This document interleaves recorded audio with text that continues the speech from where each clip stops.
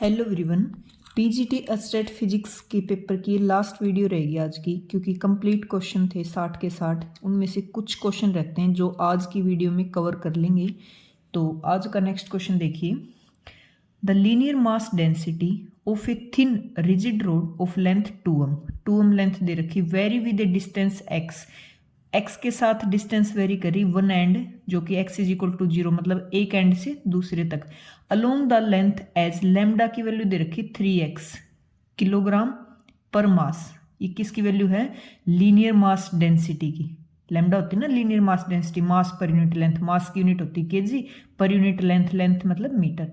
Moment of inertia of a rod about perpendicular axis passing through the end of the rod at x is equal to 0 is. तो moment of inertia निकालनी भी इस point से। तो देखिए कैसे, direct formula based question है ये, आसान सा 129 का क्वेश्चन। देखो हमें क्या निकालना है? Moment of inertia. Moment of inertia का डायरेक्ट फॉर्मूला होता है I is equal to summation of M R square. ठीक है, एम क्या होता है यहाँ पे? मास। आई क्या? Moment of inertia. और ये वाली कौन सी डिस्टेंस होती है? एक्सिस से डिस्टेंस, एक्सिस से डिस्टेंस, इसका क्या है? स्क्वायर। तो कौन कौन सी चीज हमें गिवन है? एक तो लेंथ गिवन है 2m, ठीक है, और एक लेमडा की वैल्यू है 3x kg पर m। तो लेमडा क्या होता है? देखो लेमडा होता है लीनियर मास डेंसिटी, और लीनियर मास डेंसिटी का फॉर्मूला होता है lambda is equal to mass पर यूनिट लेंथ। इसकी यूनिट से ही पता चल ये वाली बात, ठीक है। अच्छा, मोमेंट ऑफ इनर्शिया का फॉर्मूला होता है एम आर स्क्वायर। तो रोड है, रोड के ऊपर ये तो है ही नहीं, जो मास होता है ना वो एक जगह डिस्ट्रीब्यूट हो, पूरी रोड में फैला होता है मास, ठीक है। तो यहाँ पे हम मोमेंट ऑफ इनर्शिया का समेशन एम ना लेके डेल एम लेंगे, और डेल एम का इंटीग्रेशन कर देंगे, समेशन कर दो, या फिर डेल एम मतलब इंटीग्रेशन करेंगे तो कंप्लीट मास, छोटा छोटा यूनिट का, जैसे कि रोड होती है तो हर पॉइंट पे मास होता है, तो उसका समेशन कर देंगे, डेल एम से लेंगे भाई एम की बजाय, क्योंकि रोड है एक जगह मास नहीं है, बस यही फर्क है इसमें, ठीक है। तो अपना फॉर्मूला क्या बनाया? देखो मोमेंट ऑफ इनर्शिया का फॉर्मूला बनाया summation of del M R square, ठीक है, या फिर x में ले लो x स्क्वायर। तो अब हमें डेल m की वैल्यू निकालनी है। तो यहां से देखो मास का क्या फॉर्मूला है? लैम्डा इंटू में लेंथ, लैम्डा इंटू में लेंथ। तो मास का फॉर्मूला है लैम्डा, और लैम्डा की वैल्यू गिवन है अपने को, तो dm की वैल्यू निकाल लो। dm की वैल्यू क्या है? लैम्डा, लैम्डा इंटू में लेंथ मतलब dx, और लैम्डा की वैल्यू कितनी दे रखी है? 3x dx। बस पुट कर दो ये वाले। तो मोमेंट ऑफ इनर्शिया कितना होगा? लिमिट डेल एम की जगह क्या रखेंगे? 3x dx, और आगे कौन है? X square. एक्स कहाँ से कहाँ वेरी कर रहा है? एक x इज इक्वल टू 0 से कहाँ तक दिया इसने? 2 तक, 2 तक लेंथ है, बस समेशन कर दो, इसका इंटीग्रेशन कर दो। तो देखो डेल एक्स के विद रिस्पेक्ट करें तो 3x, और x की 3x ये है स्क्वायर, ये तो x की पावर 3, और बस 0 से 2। तो 3 तो कांस्टेंट है, बाहर निकाल लो। x की पावर 3 का इंटीग्रेशन होता है x की पावर 4/4, 0 से 2 तक। तो 3/4 कांस्टेंट है, x की पावर 4 मतलब 2 की पावर 4 माइनस में 0 का 4, upper limit minus lower limit. तो 3/4, 2 की पावर 4 कितना होता है? 2 2 जा 4, 4 2 जा 8, 8 2 जा 16, ये इससे कटेगा 4, और 12 क्या निकला अपना मोमेंट ऑफ इनर्शिया? तो 12 kg पर मीटर स्क्वायर। तो ये हो गया भाई आंसर। सिंपल सा मोमेंट ऑफ इनर्शिया का जो एक्चुअल फॉर्मूला होता है एम आर स्क्वायर, वो लगाना है। यहाँ पे एम मास है नहीं, मतलब एक जगह मास नहीं है, पूरी रोड में फैला हुआ है, तो एम ना यूज करके छोटा सा हिस्सा यूज करेंगे डेल एम, और उसका कर देंगे इंटीग्रेशन। तो एम की जगह सिंपल डेल एम और एक्स डिस्टेंस का स्क्वायर। एक्स वेरी करे अपना 0 से हमें एल तक लेना, लेंथ 2 दे रखी है, तो यहाँ से सिर्फ डेल एम की वैल्यू निकालनी। तो लैम्डा जो लीनियर मास डेंसिटी, सीधी सी बात है, गिवन है क्वेश्चन में, तो इसका रोल है कहीं ना कहीं यूज होगी। तो यहाँ से मास निकाल लो, बस लैम्डा इंटू में लेंथ, पुट करो, इंटीग्रेट कर दो, आंसर आ गया। काफ़ी सिंपल सा क्वेश्चन था भाई, मुश्किल नहीं था। बस मोमेंट ऑफ इनर्शिया तो अपने 11th क्लास में यूनिट है, थोड़ा सा और पढ़ लें, क्योंकि डायरेक्ट पिछले अभी हमने किया था जैसे डिस्क का, रिंग का, फिर about diameter, about tangential axis, perpendicular axis, इस तरह के डायरेक्ट फॉर्मूले भी पूछ रखे थे मैच ऑफ द फॉलोइंग करवा के। तो एक कंप्लीट टॉपिक ही कर लें, काफ़ी इंपॉर्टेंट है। देखिए next question. in some process the temperature of the substance depend on it's entropy. Entropy S पे डिपेंडेंट है भाई, ये वाला रिलेशन दे रखा है, टेम्परेचर जो है एस पे डिपेंड है। यहाँ पे ए एन कॉन्स्टेंट है, टी टेम्परेचर है, एस एंट्रोपी जो कि डिसऑर्डर को मेजर करता है, भाई कितना डिस्टर्बेंस है सिस्टम के अंदर। The corresponding heat capacity C दे रखी है of the substance as the function of S is given by, ये कह रहा है सी की वैल्यू निकालो, एस की फॉर्म में कौन सा आंसर होगा। तो सी क्या है, इसने दे रखा हीट कैपेसिटी। तो देखिए ये भी डायरेक्ट फॉर्मूला बेस्ड क्वेश्चन है। देखो एक तो अपने को दे रखा है 130 का क्वेश्चन है, T is equal to A S N. तो A और N तो यहाँ पे कांस्टेंट है, T क्या है टेम्परेचर है, और S क्या है एंट्रोपी है जो कि डिसऑर्डर मेजर करती है। तो देखो फर्स्ट लो, सेकंड लो, थर्ड लो, 3 लो है, मैं यहाँ पे लिख देती हूँ। पहले फर्स्ट लो है लॉ ऑफ थर्मोडाइनमिक्स का फर्स्ट लो, ये क्या बताता है, D Q is equal to D U plus D W, मतलब जितनी हीट दोगे कुछ उसकी सिस्टम की इंटरनल एनर्जी में चेंज कर देगा और कुछ बची खुची वर्क डन में चल जाएगी। तो लॉ ऑफ कंजर्वेशन पे डिपेंडेंट है भैया। सेकेंड लो क्या दिया था इसने, D Q is equal to T D S, ये वाला दिया था। ये इसने बताया था भाई किस तरह से डिसऑर्डर बढ़ता है टेम्परेचर बढ़ने से। थर्ड लो में क्या बताया था, थर्ड लो में बताया था भाई 0 केल्विन टेम्परेचर हो ना तो जो एंट्रोपी होती है वो होती है मिनिमम। ठीक है, ये 3 लो थे। तो आज वाले में सेकंड लो यूज होगा भाई, D Q is equal to T D S. तो हमें निकालना क्या है, हमें निकालना सी, स्पेसिफिक जो हीट दे रखी है। और सी का फॉर्मूला क्या होता है, D Q by D T. 1 number equation ले लो, क्योंकि हमें इसका रिलेशन निकालना है, बस इसको चेंज करेंगे। ठीक है, अब देखो सी का फॉर्मूला होता है D Q by D T. अच्छा, और इसका रिलेशन ढूंढो, ये रहा सेकेंड लो लगा दो, डी क्यू का फॉर्मूला होता है टी डी एस। तो अपने को देखो यहाँ पे D Q by D T है, तो डी टी से दोनों साइड डिवाइड कर दो, डी टी से डिवाइड कर दो ताकि यहाँ पुट कर दे। अब पुट ही कर दो, सी इज इक्वल टू इसकी जगह ये लिख लो, तो T D S divided by D T, बस 2 नंबर इक्वेशन। यहाँ से टी की वैल्यू अपने को गिवन है क्वेश्चन में, बस D S by D T ले आओ। तो D S by D T लाएंगे कहाँ से, इसको टेम्परेचर को with respect to entropy differentiation कर देंगे और उसको उल्टा कर देंगे यहाँ पुट करने के लिए। बस सिंपल क्या करो, टी अपने को दे रखा है ए एस की पावर एन, तो हमें D T by D S निकाल लो। तो ए कॉन्स्टेंट है, पावर आगे आ जाएगी, एक पावर घट जाएगी, ये इसका हो गया डिफ्रेंशिएशन। तो हमें D S by D T चाहिए, ये क्या है D T by D S, तो उल्टा कर देंगे। तो यहाँ पुट कर दो, सी इज इक्वल टू टी की वैल्यू पुट करो ए एस की पावर एन, और इसमें इसकी वैल्यू उल्टी पुट करो तो ए एन एस की पावर एन माइनस 1, बस आंसर आ गया। देख लो बिल्कुल सिंपल था भाई, हमने second law of thermodynamics use किया, ये बड़ा कहा गया, हाँ ये बड़ा D Q is equal to T D S. हमें चाहिए क्या थी, D Q by D T, D T से दोनों साइड डिवाइड करके और सिंपल इसमें पुट कर दी। इसमें क्यों पुट किया, क्योंकि अगले ने सी की वैल्यू पूछी है, तो सी के फॉर्मूले में पुट करेंगे, सीधी सी बात है। तो बस सोल्व कर दो, देखो ए से ए कैंसिल हो गया, एस की पावर एन है, ऊपर जाएगा माइनस एन प्लस 1, तो माइनस से माइनस कट गया, तो क्या बचा एस की पावर कितनी बची, ए की, पुटी कर दो एन माइनस 1 प्लस में 1, ये इससे कट गया तो 80 बच गया, और नीचे कौन है एन है, तो C is equal to S by N आ गया भाई, ये इसका आंसर आ गया। सिंपल दिखा देती हूँ, ये बड़ा C is equal to S by N. तो सिंपल मैंने बताया थर्मोडाइनमिक्स के 3 law. First law of conservation of energy को बताता है D Q is equal to D U plus D W. Second D Q is equal to T D S, entropy होती है जो डिसऑर्डर को मेजर करे। तो हमें सी स्पेसिफिक हीट का फॉर्मूला पूछा था, सी का फॉर्म बताओ एस की फॉर्म में, एंट्रोपी की फॉर्म में, ये रिलेशन गिवन था, हमने फॉर्मूला लगाया, सीधी उसकी वैल्यू पुट कर दी और आंसर आ गया, सिंपल। नेक्स्ट क्वेश्चन देखो,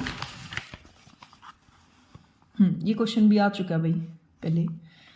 the value of CP minus CV दे रखी भी 1 आर ई होती है, किसके केस में, आइडियल के केस में, of the gas A state की बात करें, और इसकी वैल्यू सीपी माइनस सीवी की वैल्यू 1.08 आर होगी बी की केस में। पी ए पी बी क्या है, प्रेशर है दोनों का, ए बी स्टेट का, और T A T B temperature है दोनों स्टेट के लिए। तो ये करें इनमें से कौन सा ट्रू होगा, कौन सा करेक्ट रिलेशन है, देखिए 131। देखो ये क्वेश्चन हम पहले भी कर चुके, सीपी माइनस सीवी किसके इक्वल होता है, आर, किसके केस में होता है, ये वाला आइडियल के केस में, आइडियल गैस के केस में। तो देखो आइडियल गैस कब होती है, जब प्रेशर बहुत, प्रेशर क्या हो, कम या ज़्यादा, प्रेशर हो कम और टेम्परेचर हो ज़्यादा। समझो इस चीज़ को। देखो आइडियल गैस कब होती है? जब प्रेशर कम हो, क्योंकि प्रेशर बढ़ा दोगे ना तो पार्टिकल पास पास आ जाएंगे, तो वो गैस ना रह के एक लिक्विड की तरफ मूव करने लग जाएंगे। लिक्विड में होते भी पार्टिकल पास पास, तो ये कह रहा है प्रेशर को बहुत कम रखो, पार्टिकल फ्रीली दूर दूर रहे, तो वो आइडियल गैस की कंडीशन होती है। टेम्परेचर उसमें हाई होता है ताकि उनके बीच में अच्छा मोमेंट रहे, कोलिजन रहे, बट प्रेशर को कम रखो ताकि पार्टिकल फ्रीली दूर दूर घूमे और बिल्कुल वो गैस ही बन के रहे। तो ये होती है आइडियल की कंडीशन। इसने ये बड़ा किस सिस्टम के लिए दी? इसने ए सिस्टम में बात की, ठीक है। दूसरा इसने बताया Cp माइनस CV इक्वल टू कितना दे रखा है? 1.08 R। तो ये कौन सी गैस बन गई अब? Real gas. और रियल गैस में इससे उल्टा केस होता है, प्रेशर हाई होता है और टेम्परेचर लो होता है। किसके केस में? बी सिस्टम की बात करें, ठीक है। तो यहीं से देख के पता चला है ये ए के लिए है और ये बी के लिए है। तो प्रेशर किसका ज्यादा? बी का। तो प्रेशर बी का ज्यादा है किससे? ए वाले से। क्लियर? टेम्परेचर किसका ज्यादा? ऊपर वाले का। तो टेम्परेचर बी का ज्यादा है टेम्परेचर ऑफ ए से। ये दो कंडीशन है भाई। तो रियल गैस और आइडियल गैस। रियल में, आइडियल में मतलब आइडियली बहुत दूर दूर बिल्कुल एक्चुअल में गैस लगनी चाहिए, तो प्रेशर बहुत कम मिलेगा वहाँ पे। प्रेशर ही बढ़ा दोगे फिर वो गैस थोड़ी रहेगी, ठीक है। तो देखो कौन सा करेक्ट है इसमें, ये बड़ा रिलेशन। प्रेशर ए का कम है, टेम्परेचर ए का ज़्यादा है, ठीक है। नेक्स्ट क्वेश्चन देखो, ये बिल्कुल नेट लेवल का क्वेश्चन है भाई। नेट में जो क्लासिकल फिजिक्स है अपनी, वहाँ इससे रिलेटेड बहुत क्वेश्चन पूछे जाते हैं। इसने पॉइजन ब्रैकेट दी भी, फंडामेंटल पॉइजन ब्रैकेट। एम और एन की वैल्यू निकालनी है, क्यू की वैल्यू और पी की दी है, और पूछा है कि एम एन की वैल्यू बताओ कब, जब ये किस में हो, कि कैनोनिकल ट्रांसफॉर्मेशन में हो। तो कंडीशन होती है कैनोनिकल ट्रांसफॉर्मेशन की, वो लगाओ और एम एन जो कांस्टेंट है उनकी वैल्यू निकालो। कैपिटल पी क्यू होते हैं न्यू वेरिएबल होते हैं और स्मॉल वाले ओल्ड होते हैं। तो देखो कैसे सोल्व करेंगे इसको। नेट में आता है क्वेश्चन, बहुत बार आते हैं, बल्कि आते हैं इंपॉर्टेंट क्वेश्चन है वहाँ का ही। देखो पहले जो गिवन वो रखो, क्यू की वैल्यू दे रखी इसने क्यू की power M cos of N P, और पी की वैल्यू दे रखी है Q M sine of N P. हाँ, तो इसने क्या बताया भी, ये कैनोनिकल ट्रांसफॉर्मेशन है, तो एम एन की वैल्यू निकालनी है। तो कैनोनिकल ट्रांसफॉर्मेशन हो उसके लिए जो पॉइजन ब्रैकेट होते हैं ना, ये वाले किसके इक्वल होनी चाहिए? 1 के। ये कंडीशन है किसके लिए? कैनोनिकल ट्रांसफॉर्मेशन हो उसके लिए। तो ये किसके इक्वल होता है? Del Q by del small Q, del cube P कर दो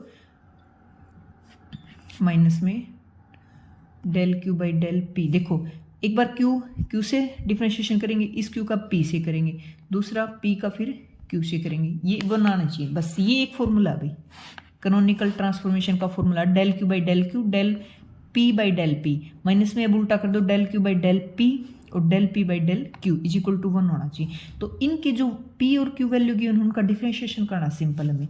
निकालो एक एक का, del Q by del small Q वाले से। तो इसका देखो क्यू के विद रिस्पेक्ट इसका करेंगे तो पावर क्या आ जाएगी? आगे आ जाएगी, और इसमें से एक पावर कम हो जाएगी। ये कांस्टेंट की तरह ट्रीट करेंगे क्योंकि एन पे गिवन है, एक नंबर इक्वेशन। दूसरा निकालो, डेल क्यू को अब की बार पी से कर दो। पी वाला कौन है? ये वाला। तो क्यू की पावर एम तो कांस्टेंट की तरह ट्रीट करेगी, और कोस का क्या होता है? साइन, माइनस साइन, तो माइनस साइन एन पी, और इसका करोगे एंगल का तो एन आ जाएगा बाहर, इक्वेशन नंबर 2। फिर कौन बच गया? डेल क्यू का अब की बार पी से करो भाई, इसका पी, पी मतलब कोस वाले का हो गया, तो क्यू की पावर एम, कोस का होता है del Q by del P. हाँ सही करें, साइन ऑफ एन पी, और इसका करोगे तो एन, इक्वेशन नंबर 3।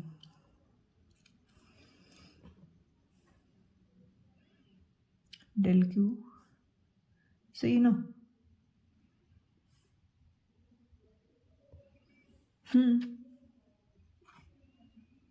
अगला और कर लो, डेल पी का क्यू के विद रिस्पेक्ट करेंगे, पी वाला है क्यू के विद रिस्पेक्ट, तो पावर आगे आ जाएगी क्यू की पावर एम माइनस 1 और साइन ऑफ एन पी। कुछ मिस्टेक रह जाए तो देख लेना भाई, मिस्टेक तो होना स्वाभाविक बात है हर किसी की, देख लेंगे मिस्टेक होगी तो कहीं एक बार थोड़ा सा। 2 तो ये सही है ना, क्यू की पावर एम और sine of M P, N आगे आ गया,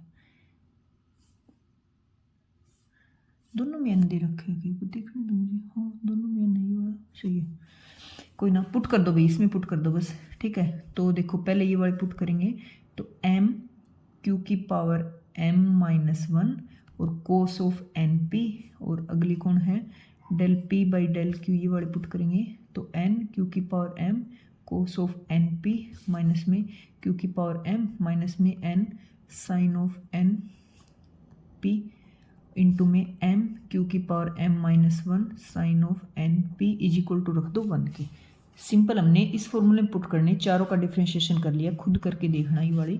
तो देखो कुछ कॉमन आ रहे, कॉमन ले लो, एम एन दोनों साइड है तो एम एन कॉमन आ गया, और क्यू की पावर देख लो कितनी होगी, यहाँ इसको जोड़ोगे तो 2m बन गया ना, तो q की पावर 2m माइनस 1 कॉमन है, अंदर क्या बचा कोस स्क्वायर हो गया एन पी प्लस में साइन स्क्वायर एन पी, और ये किसके इक्वल चल रहा है अपना 1, तो cos square plus sine square theta किसके इक्वल होता है 1 के, तो बचा कौन एम एन क्यू की power 2m minus 1 is equal to 1। तो ये चीज़ कब 1 पॉसिबल है, सीधी सी बात है, या तो एम एन की वैल्यू 1 हो, 1 का मतलब m की मान लो 1/4 है तो n की 4 होगी, 1 4 से 4 कट गया तो 1 आ जाएगा, या तो ये चीज़ 1 के इक्वल हो या फिर q की पावर 2m माइनस 1 के इक्वल हो। तो कोई पावर कब 1 के इक्वल होती है, जब कुछ वेरिएबल हो उसकी पावर 0 हो, सीधी सी बात है, ये वाला सेम वेरिएबल लगा लो, उसकी पावर 0 हो तो 1 के इक्वल होता है, क्योंकि किसी की पावर 0 हो तो 1 होती है। तो दोनों को कंपेयर करो भाई, 2m माइनस 1 0 के इक्वल, तो 2m किसके 1 के इक्वल,